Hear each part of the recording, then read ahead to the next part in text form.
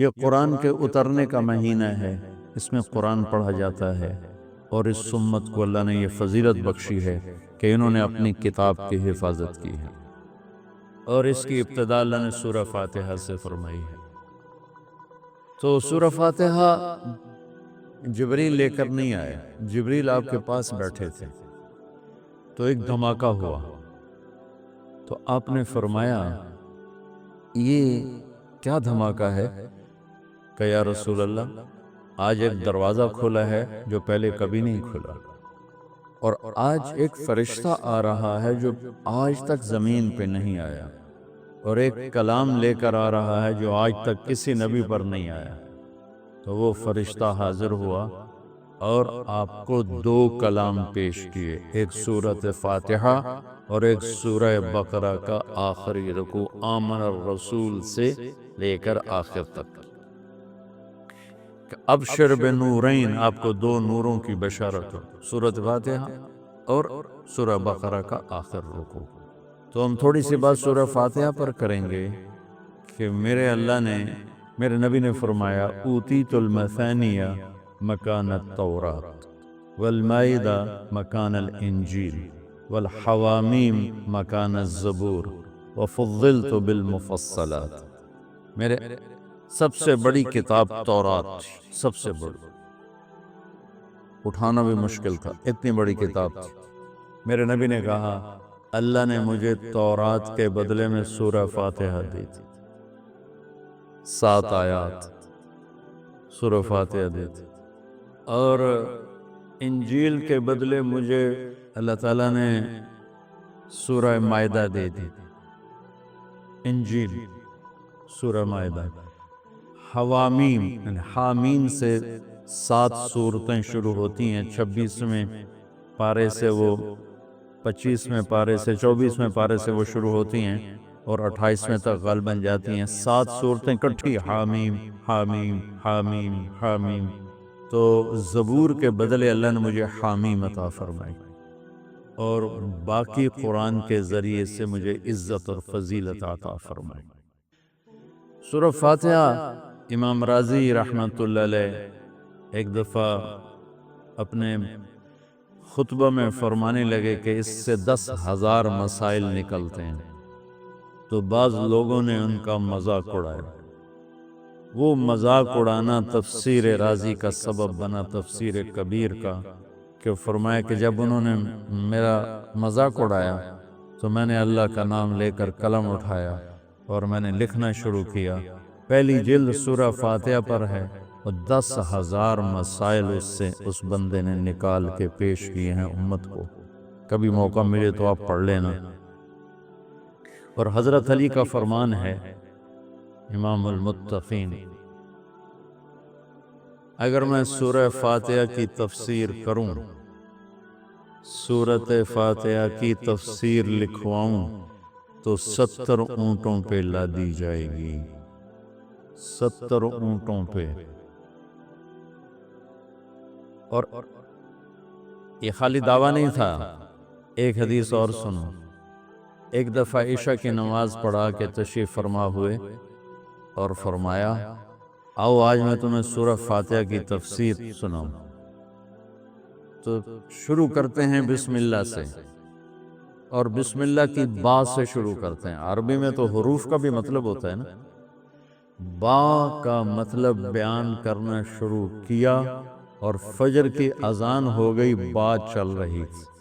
سبحان، ہم نے تو تم نے تو شاید وہ کتاب دیکھی نہیں، وہ شرح میت عامل، الباء للالصاق مررت بزید، ہمیں تو بس اتنا ہی آتا ہے، یا حرف جر ہے، باؤ تاؤ کاف لام واؤ منز مزخلا رب حاش من عدا حتی، کیا ہے حتی الہ، وہ جو من میر زبانی یاد کی تھی۔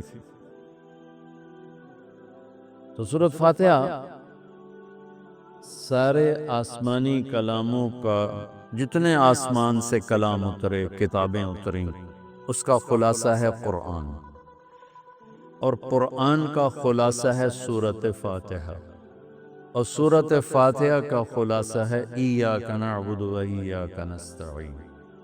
ایک اور طرح، سارے آسمانی کلاموں کا سردار ہے قرآن، اور قرآن کا سردار ہے سورۃ بقرہ، اور سورۃ بقرہ کا سردار ہے آیت الکرسی، اللہ لا الہ الا ہو۔ تو آسمانی علوم کا خلاصہ قرآن، اور قرآن کا خلاصہ سورۃ فاتحہ، اور سورۃ فاتحہ کا خلاصہ ایاک نعبد و ایاک نستعین۔ یا اللہ صرف تیری بندگی، یا اللہ صرف تجھ سے مدد، ایاک سارے طرفوں سے، وَإِذَا سَأَلْتَ فَاسْأَلِ اللَّهَ وَإِذَا اسْتَعَنْتَ فَاسْتَعِنْ بِاللَّهِ ایاک، کہ یا اللہ صرف تیری بندگی، اور یا اللہ صرف تجھی سے مانگنا، تیرے آگے جھولی بھر، دنیا بھی اسی سے مانگنی ہے اور آخرت بھی اسی سے مانگنی ہے۔ اللہ نے ہمیں دنیا پہلے سکھائی، آخرت بعد میں سکھائی۔ ربنا آتنا فی الدنیا حسنۃ وفی الآخرۃ حسنۃ وقنا عذاب النار۔ تو سارے آسمانی کتابوں کا خلاصہ یہ ایک جملہ ہے، ایاک نعبد۔ اور بندگی صرف نماز نہیں، بلکہ پوری زندگی اللہ کی چاہت میں گم ہو جائے، ڈھل جائے، اور ہر ضرورت میں اللہ اس کی طرف ہاتھ اٹھے، مخلوق کی طرف ہاتھ، ایک ہوتا ہے ایک دوسرے کی مدد کے لیے، وہی اپنا ٹریکٹر دینا، یار میری جو ہمارے ہاں ہم نے اپنی مثال دی تھی، جب ایک دم زمین تیار کرنے کا وقت آتا ہے تو وہ 3 ٹریکٹر بھی کافی نہیں ہوتے، تو ہم کہتے ہیں جی ذرا اپنا ٹریکٹر بھیج دینا، ایک ہی دن میں ہماری زمین ساری تیار ہو جائے۔ یہ ایک دوسرے کی امداد باہمی ہے۔ مدد جہاں انسان بے بس ہے، صرف اللہ ہی کر سکتا ہے، ان چیزوں میں اللہ کے سامنے جھولی پھیلانا، اسی کو پکارنا، اسی کے آگے ہاتھ پھیلانا، اور اسی کے آگے سر جھکا۔ حنین میں صحابہ جیسی ہستیوں نے کہا آج ہمیں کوئی نہیں ہرا سکتا، ہم بہت زیادہ ہیں۔ اللہ نے ایک ہلے میں اڑا کے سب کو کہاں سے کہاں بھگا دی۔ لن نغلب من قلت، آج ہمیں کوئی نہیں ہرائے گا۔ تو پہلے حملے میں ہی قدم اکھڑے، اور صرف 88 آدمی اللہ کے نبی کے ساتھ رہ گئے، 12,000 بھاگ گئے۔ پھر یوم حنین اذ اعجبتکم کثرتکم فلم تغن عنکم شیء۔ تو میرے عزیزو، سورۃ فاتحہ پورے قرآن کی چابی ہے، تمہید ہے۔ قرآن توحید بتاتا ہے، رسالت بتاتا ہے، آخرت بتاتا ہے۔ سورۃ فاتحہ میں توحید بھی ہے، رسالت بھی ہے، اور آخرت بھی ہے۔ الحمدللہ رب العالمین الرحمن الرحیم مالک یوم الدین۔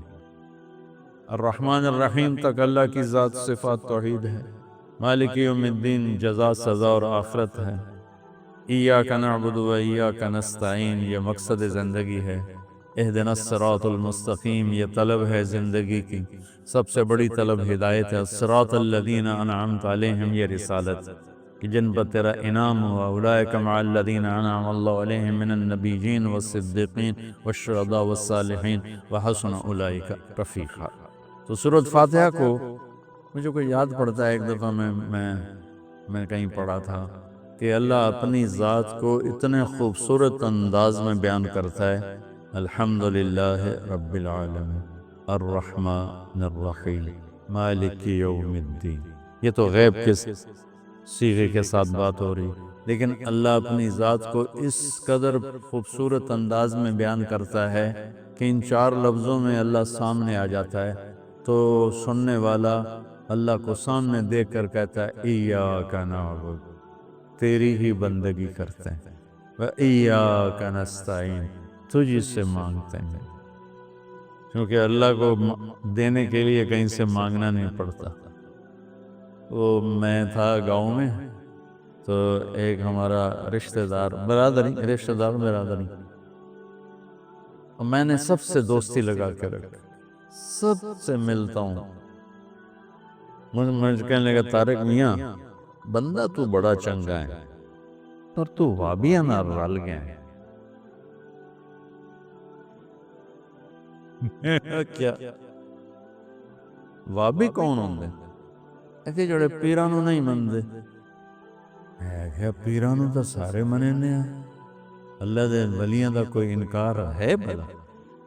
ہاں یہ آنے ہے میں پیر پتر نہیں دے سکدا تے پیر دعا دے سکدا ہے، پتر تو اللہ دینا ہے، یہ تا گل ہر پیر صاحب دا کوٹا ہے اللہ کولو اندر وچوں لے کے دے دیندا، سمجھو ہیں؟ ہر پیر صاحب کا کوٹا ہے، اس کوٹے میں سے اللہ سے لے کر دے دیتا ہے۔ علم و باج کرے فقیری کافر مرے دیوانہ ہو، ساسے وریاں کرے عبادت کولو اللہ تو رہے بیگانہ ہو۔ سلطان باہو رحمت اللہ علیہ کے دو بول ہیں۔ تو